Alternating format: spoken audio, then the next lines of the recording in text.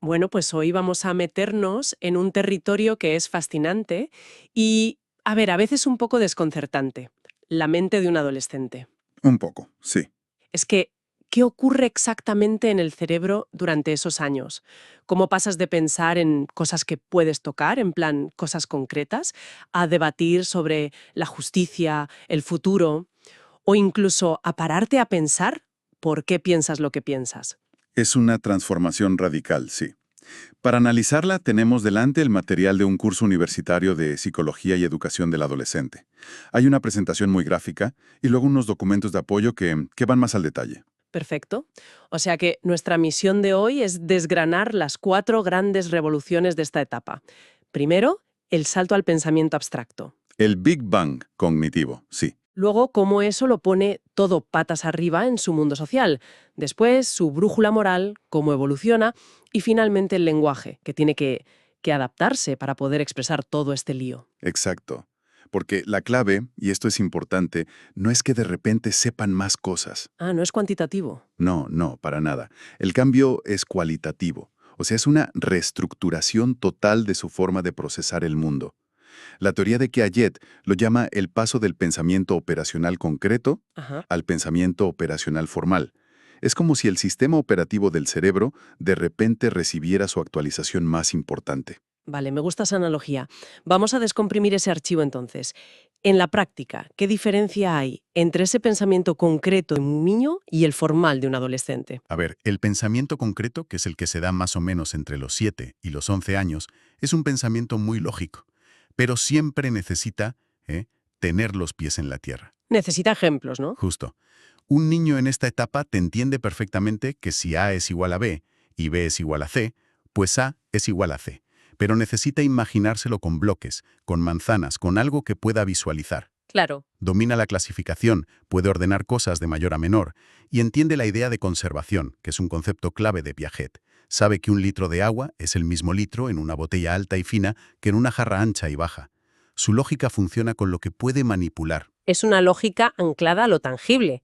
Pero entonces llega la adolescencia y todo salta por los aires. Ahí está el gran salto, sí. El pensamiento formal, que empieza a surgir sobre los 11, 12 años, es como si cortara los cables con el mundo físico. Ya no necesita tocar o ver las cosas para razonar sobre ellas. Ya puede jugar con ideas. Exacto. Puede jugar con hipótesis, con los y sí, puede pensar en conceptos como la libertad, la igualdad, la justicia, y especular sobre situaciones que no han pasado o que, vamos, que nunca pasarán. Hay una cita en los apuntes que me ha parecido brutal de un propio adolescente que lo resume perfecto. Decía algo como: empecé a pensar por qué estaba pensando lo que estaba pensando. Buah, es que es eso. Esa capacidad de mirarse a uno mismo, ¿no? De analizar tus propios procesos mentales. Eso es la metacognición en estado puro. Es el ejemplo perfecto, sí.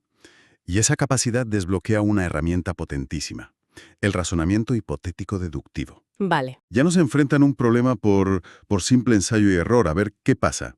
Ahora pueden pararse, analizar la situación, formular un plan, plantear varias hipótesis, quizás sea por esto o por esto otro, y deducir de forma sistemática cuál es el mejor camino. En los materiales mencionan 2 experimentos clásicos de Piaget que lo ilustran muy bien. Uno es con unas fichas, ¿verdad? Sí, el juego de las 42 fichas. El objetivo es adivinar en cuál estás pensando. Un niño pequeño, pues, hace preguntas al azar. ¿Es esta? La roja. ¿Y esta otra? A veces incluso repite preguntas sobre fichas que ya has descartado. Va a ciegas. Totalmente. Un adolescente con pensamiento formal aplica una estrategia. Piensa, ¿cómo puedo sacar la máxima información con cada pregunta? Claro, usará una estrategia como la de reducir a la mitad. Justo. Preguntará, ¿está en la mitad superior del tablero? Si dices que no, acaba de eliminar 21 fichas de golpe. Y así sigue. Lo resuelve en poquísimas preguntas porque no está adivinando, está deduciendo. Y el otro es el famoso experimento de la balanza, que hay que equilibrar con diferentes pesos a distintas distancias. Este me parece aún más claro, fíjate. Es que aquí se ve la progresión de una forma increíble. Un niño de 7 años entiende la idea básica. Para equilibrar, mismo peso en ambos lados, pero no pilla la importancia de la distancia. Si le das pesos distintos, se bloquea. Vale, y a los 10 años da un pasito más, según los apuntes. A los 10 ya se da cuenta de que la distancia influye, que es un gran avance.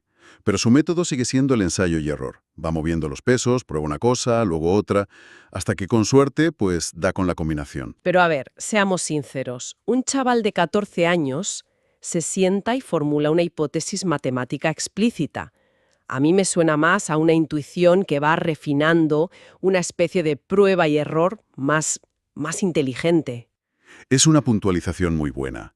No es que se ponga una bata de científico y escriba la fórmula en una pizarra, claro que no, pero su enfoque es cualitativamente distinto. Se para y piensa, vale, esto tiene que ver con cuánto pesa y lo lejos que está.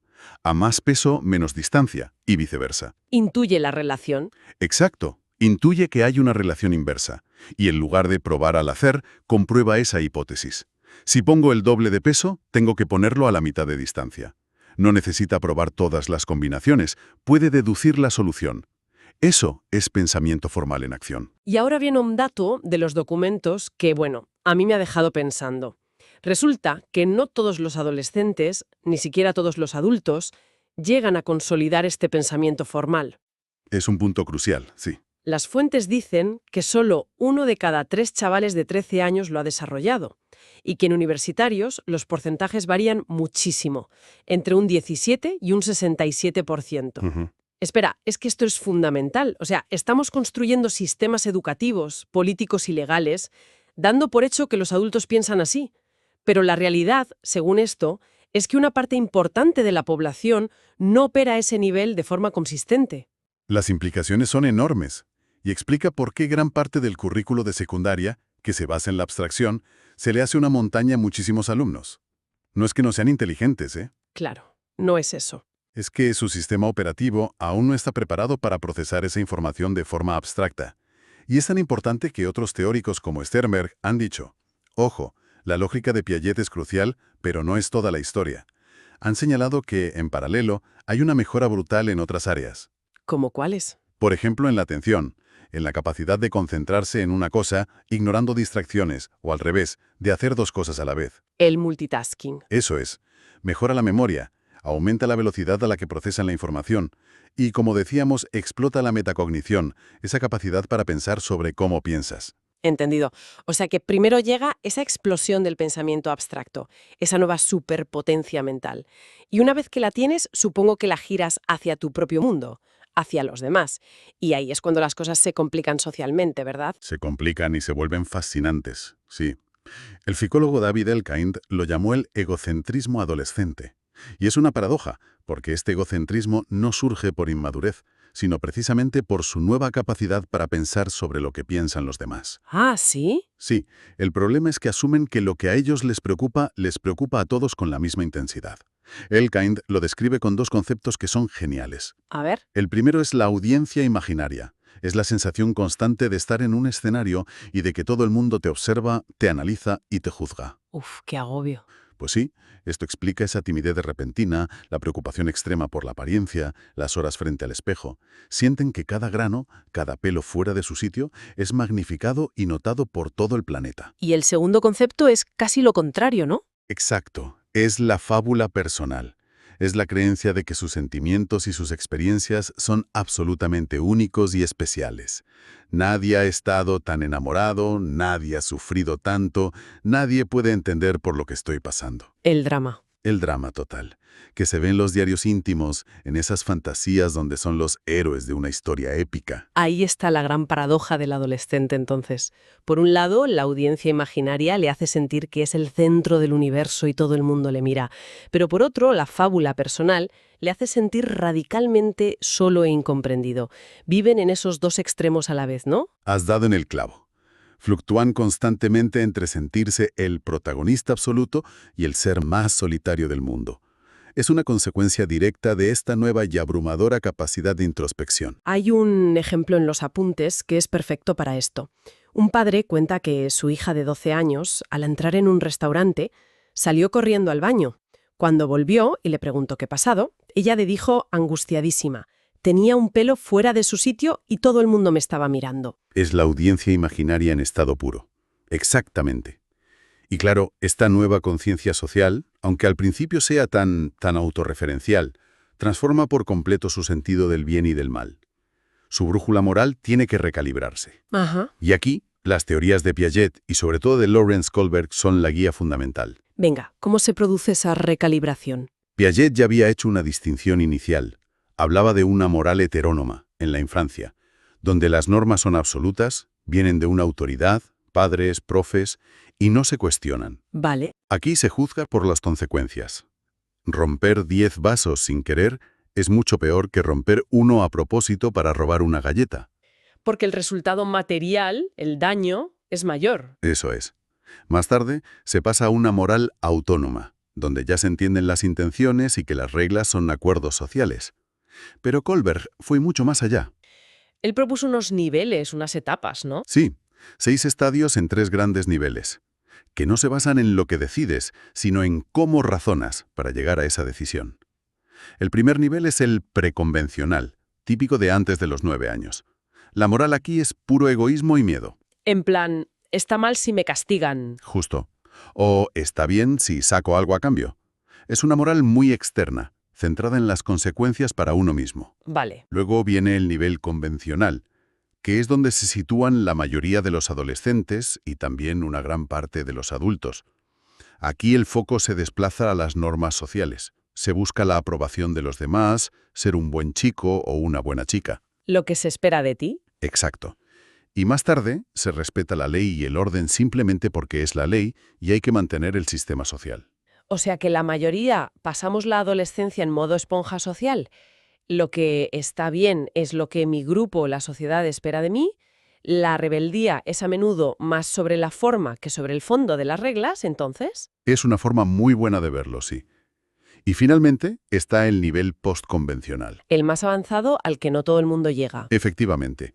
Suele aparecer al inicio de la edad adulta, y los estudios dicen que menos del 10% de la población lo alcanza de forma consistente. Menos del 10%. Sí, sí. Aquí, la moral se basa en principios éticos abstractos y derechas universales que pueden estar por encima de la ley. Se entiende que las leyes son contratos sociales que a veces pueden ser injustos y que la conciencia personal y principios como la justicia o la vida son los que deben guiar las decisiones. Es fascinante, pero para poder debatir sobre lo justo o lo injusto, necesitas las palabras. Me imagino que el lenguaje tiene que evolucionar a la misma velocidad para poder dar forma a todas estas ideas. Van totalmente de la mano. No puedes tener uno sin el otro. El pensamiento formal es el motor que impulsa el desarrollo del lenguaje en esta etapa. Claro. Por ejemplo, esa capacidad de abstracción es lo que les permite por fin entender y sobre todo usar figuras como la metáfora, la ironía. El sarcasmo, que antes no lo pillaban. Justo, se lo tomaban todo literal. Y el vocabulario también explota, claro. Sí, de repente empiezan a usar palabras que no les habías oído en la vida. Enormemente. Y no es solo que aprendan más palabras, es que incorporan términos abstractos clave como democracia, hipocresía, conciencia, y además desarrollan léxicos súper especializados sobre lo que les interesa, ya sea la jerga de los videojuegos o la terminología de un deporte. Ujú. Su sintaxis también se enriquece. Empiezan a construir frases mucho más complejas, usando subordinadas para expresar causa, condición, consecuencia. Y claro, no le hablan igual al director del instituto que a sus colegas. Esa habilidad para cambiar de registro tiene que ser clave. Esa es la pragmática del lenguaje, y es una de las áreas que más mejora. La habilidad para adaptar el discurso al contexto y a la audiencia. Lo que se llama code switching se vuelve muy sofisticada. Aprenden a usar el humor, a persuadir, a argumentar. Y ahí es donde entra el grupo de amigos, con sus propias jergas, que a veces parecen un idioma secreto. Por supuesto, la interacción social es el campo de entrenamiento. Esos sociolectos, las jergas juveniles, no son solo una forma de hablar, son una herramienta potentísima para reforzar la identidad y el sentimiento de pertenencia a un grupo. Crean un código propio. Exacto, que les diferencia de los adultos y les une entre sí. Y, al mismo tiempo, en el instituto pues aprenden a dominar un lenguaje mucho más formal y estructurado, que es el que necesitan para construir un argumento o escribir un buen ensayo. Muy bien. Pues hemos visto la explosión del pensamiento abstracto, el terremoto social del egocentrismo, la construcción de una moral más compleja. Para terminar, ¿qué hacemos con todo esto? ¿Cómo se aplica en un aula o en casa? Pues los documentos lo resumen muy bien en 4 ideas clave. Primero, aprovechar su nuevo razonamiento lógico. Retarles no. Eso es, en lugar de lecciones de memorizar, proponerles debates, proyectos de investigación, problemas abiertos. Retarles a pensar críticamente. Vale, el segundo punto tenía que ver con el egocentrismo. Sí, se trata de entender el egocentrismo como lo que es, una fase normal.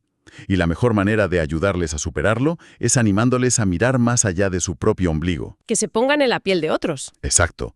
Proyectos de voluntariado, debates donde tengan que defender el punto de vista contrario, cualquier cosa que fomente la empatía. Tercer punto, la moralidad. Así es. La idea es estimular su pensamiento moral presentándoles dilemas éticos complejos, de esos que no tienen una respuesta fácil. Que no haya una respuesta correcta. Justo. El objetivo no es que lleguen a la conclusión correcta, sino que aprendan a argumentar sus principios de forma razonada. Y el cuarto y último sobre el lenguaje. En cuanto al lenguaje, la meta va más allá de que amplíen su vocabulario. Se trata de que aprendan a pensar con el lenguaje. Es decir, que sean capaces de leer un texto y detectar la intención del autor, de sintetizar información, de construir un argumento sólido. Es usar el lenguaje como lo que es, la herramienta fundamental del pensamiento. En resumen, la adolescencia es una auténtica revolución cognitiva. Un viaje desde lo concreto a lo abstracto, con esa parada paradójica en el egocentrismo, mientras se construye una moralidad más personal y el lenguaje florece para nombrar todo ese nuevo universo interior. Es mucho más que crecer, es construir una nueva forma de pensar. Y para dejar una última reflexión en el aire, los estudios que hemos repasado muestran que un porcentaje significativo de la población adulta no utiliza el pensamiento operacional formal de manera consistente y que un porcentaje aún menor, menos del 10%, alcanza los estadios más altos del razonamiento moral. Ujú. Esto plantea una pregunta importante y algo incómoda. ¿Qué significa esto para una sociedad democrática que, en teoría, depende fundamentalmente de la capacidad de sus ciudadanos para ejercer el pensamiento crítico, evaluar argumentos complejos y reflexionar sobre principios éticos abstractos?